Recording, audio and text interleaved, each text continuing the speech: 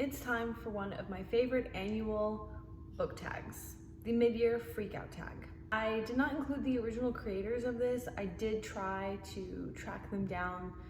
The links I clicked on, the videos weren't available to watch. Maybe they took them down or the creators don't have their channels anymore. I'm not sure what happened there, but that's what I tried. However, the questions are in the description if you want to do this tag too, but just make sure that you come back and share with me your video so that I can watch. How to get some water. My mouth is really dry, making it really hard to articulate or something. Question number one. The best book that you've read so far in 2022. No, I'm just kidding. I have 3 for this one. The first one is Dune. I feel like I talked about this so much it should be no surprise to anyone that this is on my favorites list. I think I finished it in January. Wasn't it January, February I finished it? It was just the perfect science fiction, fantasy, epic journey kind of novel, and I don't want to go into it too much because I feel like I've completely exhausted that topic.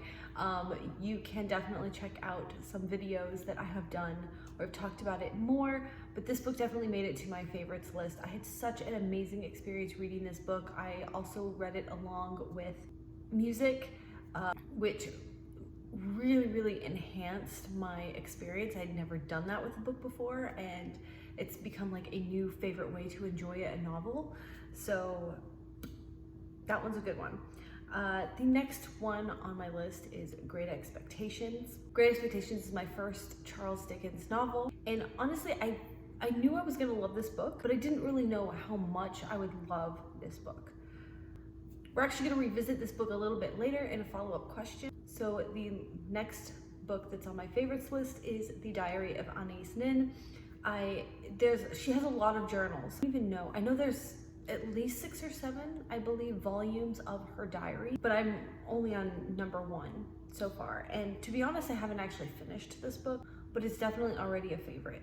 I mentioned in my last video that I'm hesitant to actually talk about this book very much because it feels so personal. It feels eerily personal. It's in ways it actually feels like if someone else were to read this book. In ways it's it would be reading my own journal. And it's such another kind of really interesting, unique experience that I've never had with a book before, for it to hit me so personally that I would like to keep it a secret. I would like just to keep it all to myself. And I really am loving this kind of specialness and intimacy I'm having with this author and with her real life journals and diary.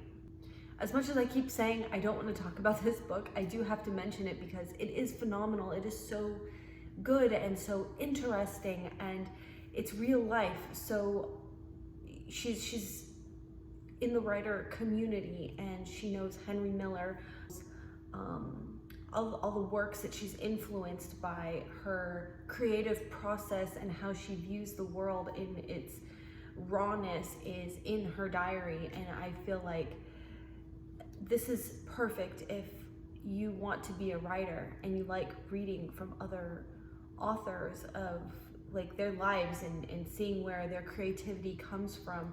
This is a really good tool, I think.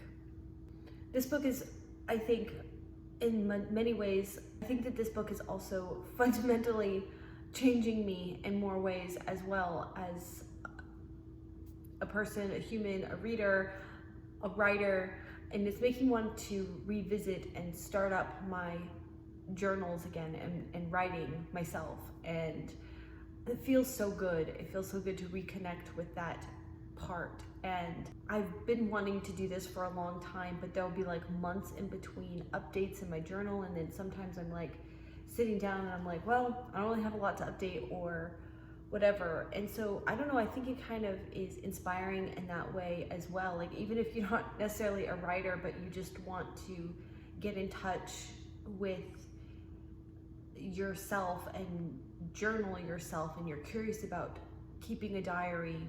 And I think that if you are stuck and don't even know what to write in a personal diary that you intend no one to read, this can also be very inspirational. Question number 2. the best sequel that you have read so far in 2022. That is gonna be, it's funny because I feel like I literally was just talking about how I didn't like this book, and now it's on my best sequel. And that is Kingdom of Flesh and Fire by Jennifer L. Armentrout. This is the sequel to Of Blood and Ash. God, these titles, like Sarah J. Maas titles, Jennifer L. Armentrout titles, there's some other ones that have these really lengthy titles.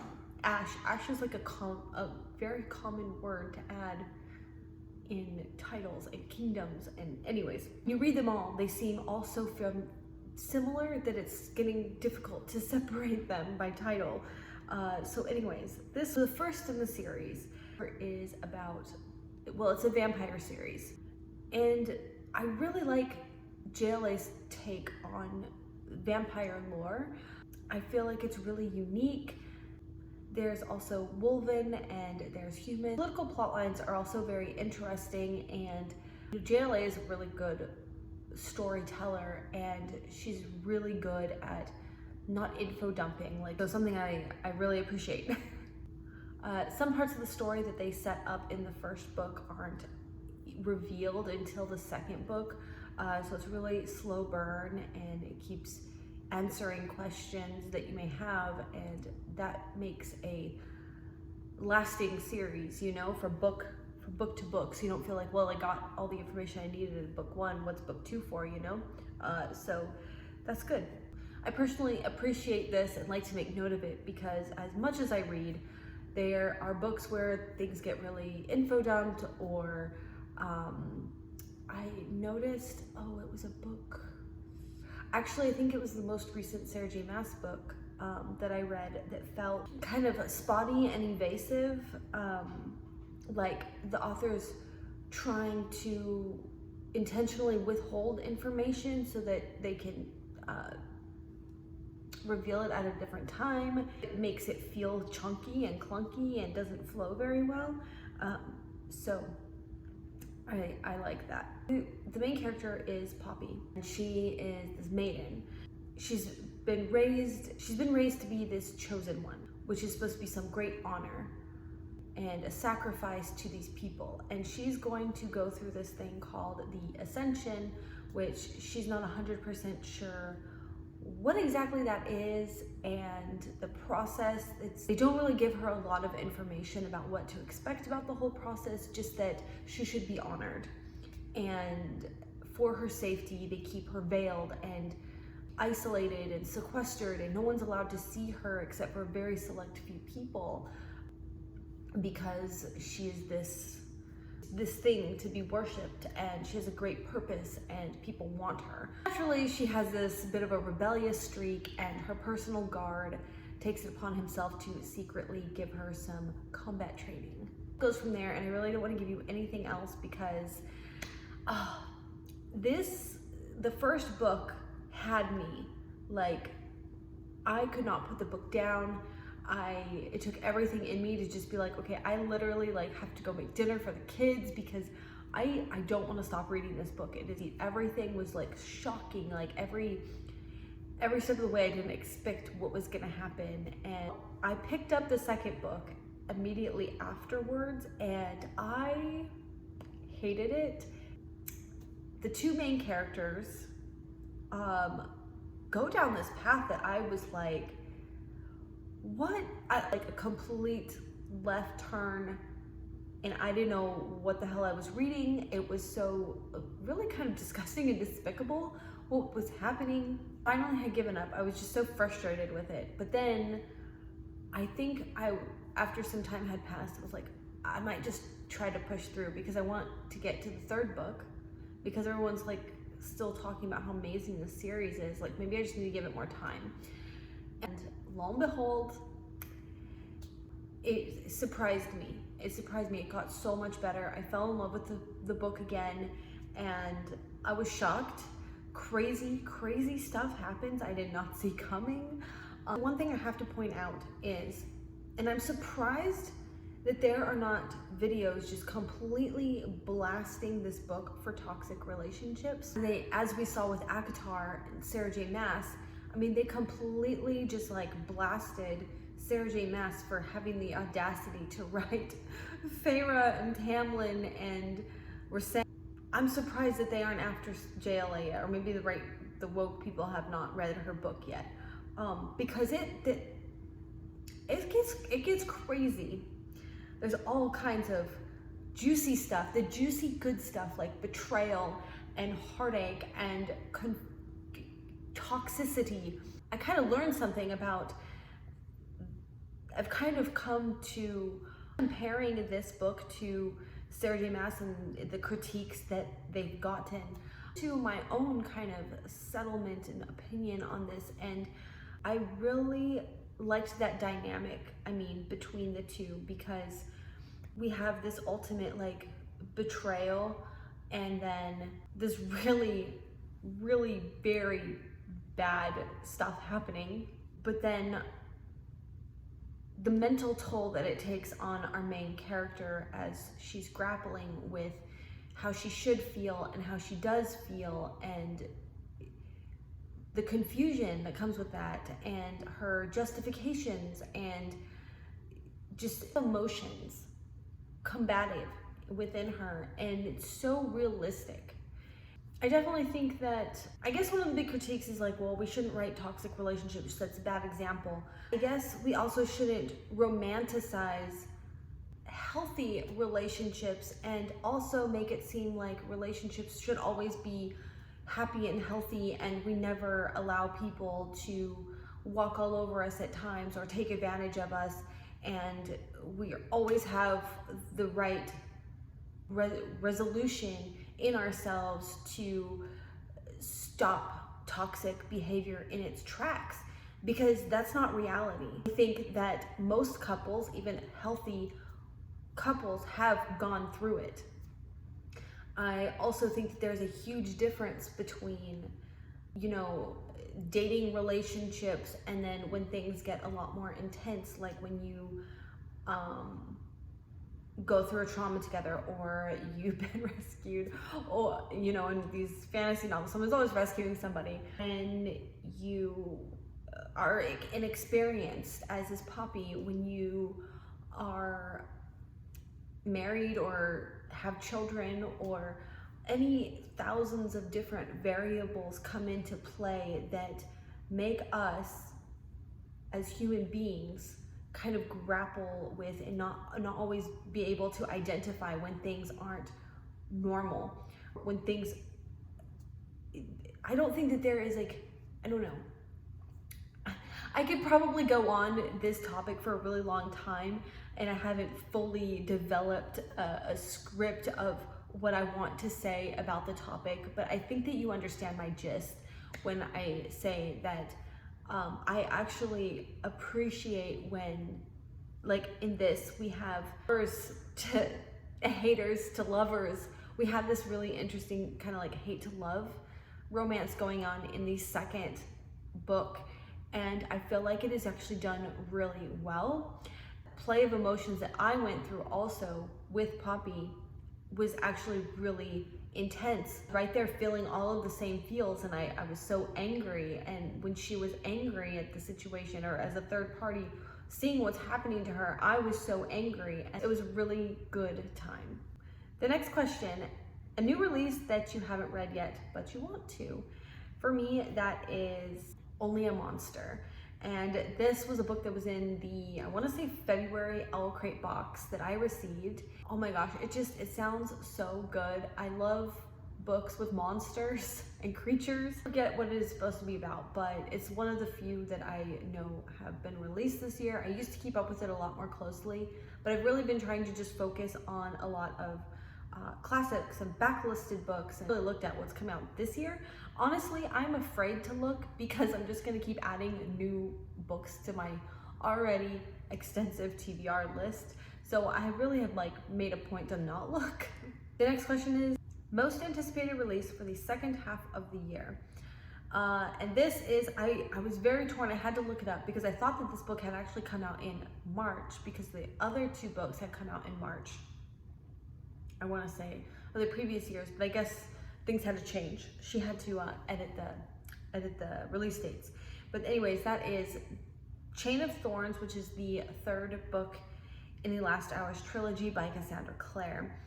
And I just saw that this is supposed to be released in November, which is fine because I haven't actually read the first two books, and I'm thinking maybe I will have to schedule time to read those in anticipation for the last book and go ahead and finish up my Shadowhunters reading vlog. The next question is my biggest disappointment, and this one is definitely a really big disappointment. And it's also kind of a weird relationship, because in one way I still love this book in essence, but on the other hand, I just was expecting so much more from it. And ultimately I wasn't able to physically finish reading it. I couldn't do it anymore. So what that book is. The first book was on my favorites of last year, and this book is on the most disappointing now. And that is Crescent City #2, House of Sky and Breath by Sarah J. Maas. And it's actually kind of hard to admit that this book is so disappointing. I was gonna try again, I still might try again, but I was gonna try again before I completely made up my opinion about it, because I'm like, it's me as a reader, I just can't connect with it. There's nothing wrong with the book, and I don't think that that's the case. On one hand, I love this book. I love, in essence, still generally part of Crescent City, and that world and that city and those characters and this futuristic fantasy world where they use technology and species actually mingle together, and they're a community and they work together and they live together and they're friends and they hang out. The Fae and the angels in this city are still quite traditional and, you know, at the core, but then it's like the rest of the city is more modernized and have this gang who's peddling this drug synth that has been created. There was just such a cool setup from book one of all this stuff in this really interesting city, and I just want to know more about it. But then in book two, it just kind of fell apart. It almost feels like Sarah J. Maas has so many good ideas and she's putting them all into one book, and it just got too big. And she had all these strings that she couldn't connect anymore. And that's honestly what it feels like. In book two, there was all this, sometimes I didn't quite understand why certain things had so much emphasis and so many pages and time dedicated to some of these scenes. And then there's other scenes that were really integral to the plot and the world building and character building, I thought, that we kind of glossed over. And so I thought that that really messed up a lot of that pacing and understanding of like what as a reader needed to understand about the world. There's another YouTuber, Carrie Can Read, who did a very long, extensive video, I want to say it was like 2 hours long, about every single thing that happened in the book. And she covers literally everything. But one thing that really struck out to me of everything she said that really I will never forget, and she nails it right on the head. She said that in relation to a lot of the characters and these long scenes where they're hanging out in Bryce's apartment, like chatting and, you know, stuff happening, very bro-y. She says it's very bro-y, kind of like frat boys. And I feel like that really nails it. It is so true. That's the exact same feeling I got from it. I think that attitude and that switch of tone, characterization of our characters doesn't really fit from where we were in the first book. The first book was a lot more, it felt like an adult book. The characters felt like they were adults, more mature. And now it's kind of like, why are we backpedaling to like, you know, very immature frat boy? There's all this important stuff happening, and they're concerned with these like really gossipy storylines that it got too much. Then there's this love interest, Bryce and Hunt. You know, they just aren't cute anymore. They were so, despite me and my feelings in book one thinking, nah, they're not gonna like last, but they're fun characters. Bryce is her own character and she's very interesting, and Hunt, and the two of them together are just hilarious. They have so many funny scenes and they're cute and they're like hazing each other and banter that's a lot of fun. It was all gone. They lost all their cuteness. And they were actually really cringe and kind of gross sometimes, because their relationship, they obviously realized in book 1 that they have like a thing, they're attracted to each other. But I guess according to Bryce, she wants to try this new thing because she, I guess, is quite promiscuous ordinarily, but she really likes Hunt and she wants to try this whole new thing, which I completely love that about the character and their dynamic. And you don't see that a lot, this intention to take things slow despite physical, urges. And I really, really liked that. But then I get this feeling like, can we just get it over with? Because every scene that they're together, it is so cringe because they're like at this party, okay? And Bryce, I guess, is sitting on the couch or something. And she looks over at Hunt, or Hunt is observing her, like look over at him, or he's looking at her. And then he has this like really cringe, like bodily reaction of things tightening and having these like visceral bodily reactions to seeing the other person across the room. And like, okay, that's fine. Like we've all been there, like, oh, butterflies when they look at me, or I get it, but that's in there. It's the fact that everything else about their dynamic is lost, and this is all that they have now. And it's every single scene that they're together. It's very like angsty, and there's all this sexual tension. And I just don't know why we can have a little bit more balance between, they're supposed to be getting to know each other, and at this point, like, what are they getting to know? That they can't stand not touching each other? Kind of missing the point there. Or maybe that is the point. Whatever. At least it was just very frustrating, it was boring, and it was cringe. And thankfully, there's a lot of other things going on in the story that we can focus on besides Bryce and Hunt. Rune, really funny. I really like what's going on with that. Very interesting. Also, Cormac, interesting. He was the most interesting thing that happened to Bryce and Hunt's relationship in this book, because all of a sudden it was like, wait, what? Bryce is getting married to Cormac? Who even is this guy? Oh wait, like, it was a really interesting turn of events. But back to just the overall feeling of this book, it just feels, again, just really disorganized. Another downfall of the storytelling aspect of this book is that we switched perspectives too much. It's not uncommon for fantasy books to kind of try to grapple with this world and all these different characters by switching different perspectives and different scenes, but you need to linger on some of these scenes a little bit before you switch over to another scene and then switch back to another scene. It almost felt like it was more episodic of like a sitcom, but these concepts are just too big and it's in a book format that I don't think it works the same way that a sitcom might work on TV. And it just became too clustered. Once you start getting into that scene, we've switched scenes, and then you're into that scene and you've kind of forgotten because what happened in the previous scene, and that's where things got so confusing for me as a reader. So I ended up giving up on this book about 250 pages in, and I ended up switching over to Carrie's video because I still very much wanted the story. I want to know what happens to them. I want to know what happens to the plot. But I just could not follow along on the book, which was the most disappointing part of it. And so I switched over and finished watching Carrie's video. And yeah, all right, the next question is the book that was your biggest surprise. For this, it is back to Great Expectations.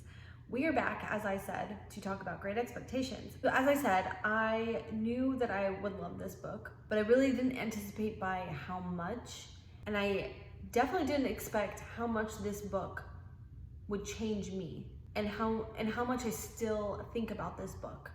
every time I say the word like expectations or expect, other derivatives of that concept of expecting things, this book resurfaces.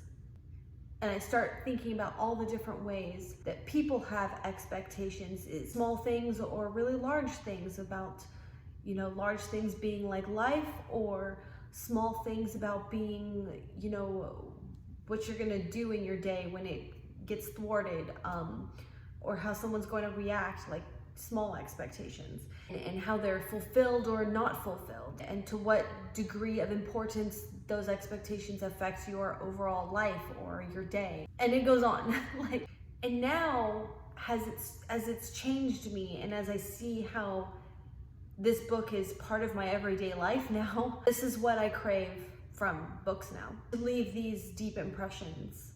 And I don't know if that's made it easier for me or harder for me as a reader, because in one way, I mean, ignorance is bliss, and you get so much more enjoyment out of books when you don't expect a lot from them.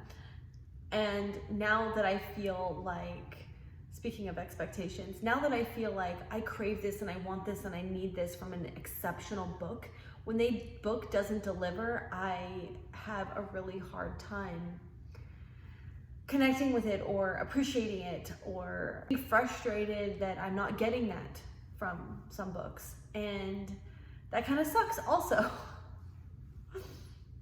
All right, the next question is favorite new author, debut, or new to you? And debut is, so if they've written and published one book, that can be a favorite. Because as a general rule, I really don't consider an author a favorite author in general until I've read a significant amount of their work to formulate that opinion. So as much as I would love to say that Charles Dickens is a favorite, I have only read the one book. I have attempted to read A Tale of Two Cities, which it's very baffling, it's very frustrating to me. Maybe now, after I have read Great Expectations, I can go back. Maybe it will make more sense to me. So I don't really know if I like his other books yet. So I'm actually gonna go with an author that I still feel is a little bit underread. I have read 3 of her books. I actually have 2 more of her books on my shelves. I do think that she's an auto-buy author, which I don't think I've ever had that with an author before. Well, Sarah J. Maas, but we're talking about new authors.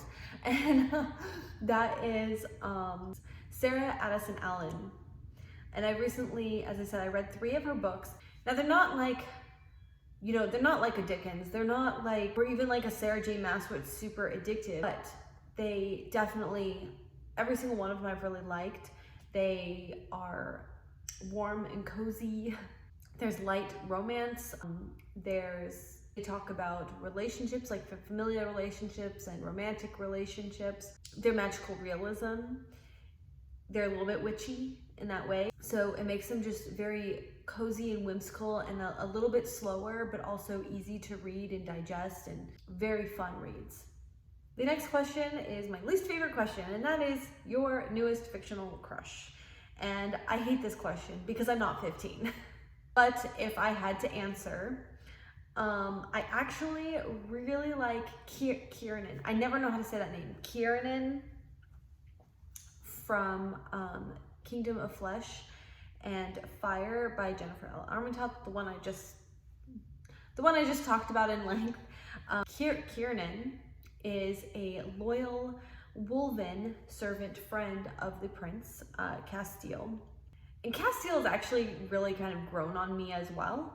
But I really like the scenes with Kiernan in them because they're funny. Like, he's like this funny sidekick character that offers a much needed comedic relief. I love his banter with Poppy, and also there's this scene where Kiernan is trying to make sure that Castile doesn't kill Poppy, and, well, you have to read the book.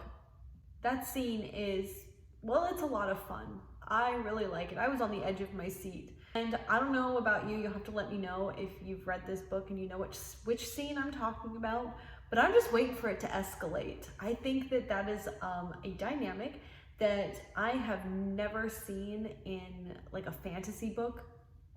I'm sure in romantic fantasies, they have specific books for that kind of thing. But I'm just talking about like, you know, in a fantasy like this. And I just think that it needs to happen. It does. I think they're setting it up. You know what? This question actually started to make me think. Because I know that I usually read fantasy. So always my fictional crushes come from fantasy, and you know, they're vampires and wolves. And I think that if like there were characters from like a nonfiction or I mean a fiction, but like set in the real world, no fantasy elements, and a fantasy, I still feel like I would always go for the fantasy characters. That's something I would actually like to consider a little bit more and kind of look at all of the books I've read and think about all of the different characters that I would like in that capacity. All right, the next question is newest favorite character. This one's kind of hard because usually I would choose, I think last year I chose Bryce Quinlan from Crescent City because she is a lot of fun, badass, and very multi-dimensional. Like she's fun and she's smart and she's cool, and I like her and I admire her. So this year I ended up having to go a completely different way and choose just very well written characters, but are so infuriating that I can't stand. But it's like a love to hate them. That's the fact that I hate them is exactly why I love them as a character. That would be Mrs. Havisham and Estella from Great Expectations. And I was just gonna pick like one of them, but then I couldn't very well pick one of them without the other one because they kind of go together. So both of them. I would actually really like to track down some more external reading on these characters and like critique and analysis on these characters because they are very fascinating. Miss Havisham is just very interesting and she's very theatrical. And I think that in her case, in her character's case, it was easy to understand her motivations as she is kind of stuck in time and maybe trying to live vicariously through these kids. I think that there's a lot of back and forth whether or not you just kind of pity her or she's really cruel. Like how she goes about, and she's like playing this long game of manipulating these kids into like fulfilling her unfulfilled dreams. But then it completely gets like you spend so much time in this headspace and thinking this and developing this idea, and then we learn the truth of it and it gets completely flipped upside down.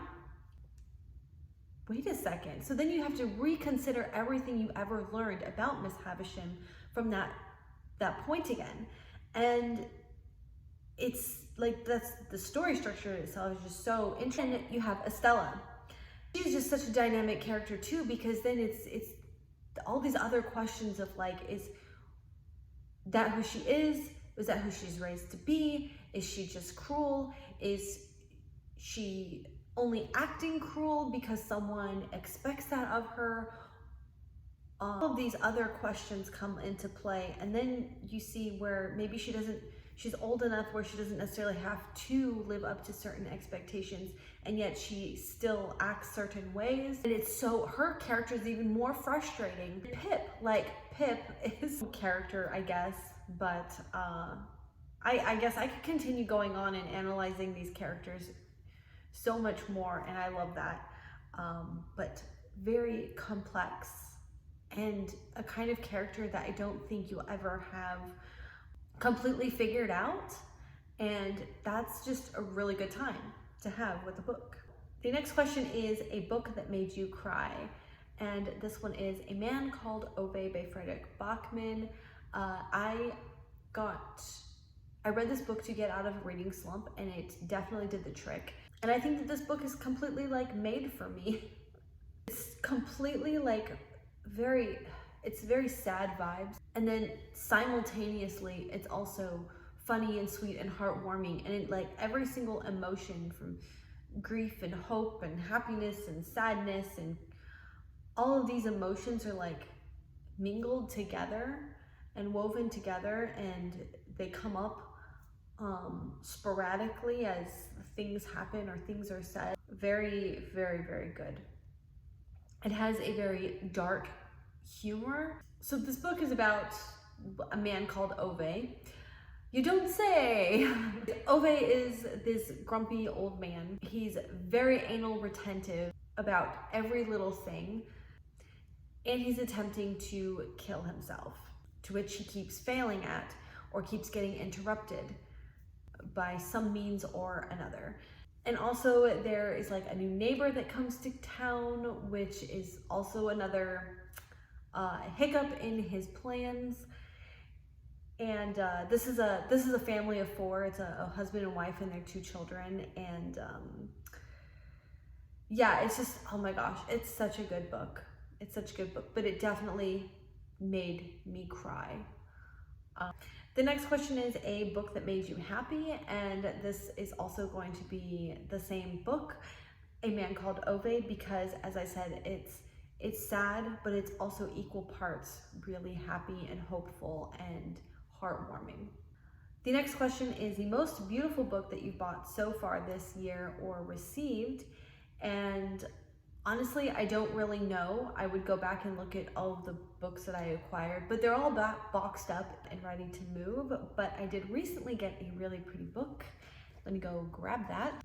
And that is The Ravens by Cass Morgan and Daniel Page. And I just think that this book is really pretty.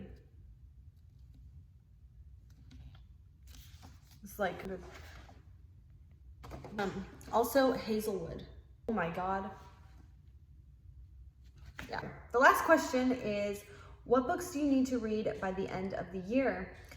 And I need to read all of the books. But let's go with 66 books, because that's how many more books I need to complete my Goodreads goal of 100 books. So that's about 11 books a month to reach that goal. Probably not going to make it this year, but we're going to try.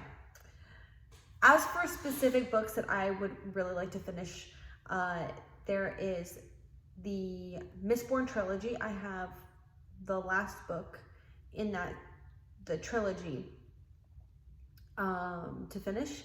Then I have the Throne of Glass series. I believe I have 4 books in that one to finish. Queen of Shadows is the next one I need to read. The Last Hours trilogy, and there's 3 books in that series. Well, there's going to be 3. There's 2 now, haven't started, and then the 3rd one's coming out in November, as we talked about earlier. And then that will also help me complete the Shadowhunters reading vlogs, and that's what I would really like to accomplish. If I don't read 66 books, maybe I can at least read these 8 books. All right, well, thank you so much for watching, and I will see you soon. Bye.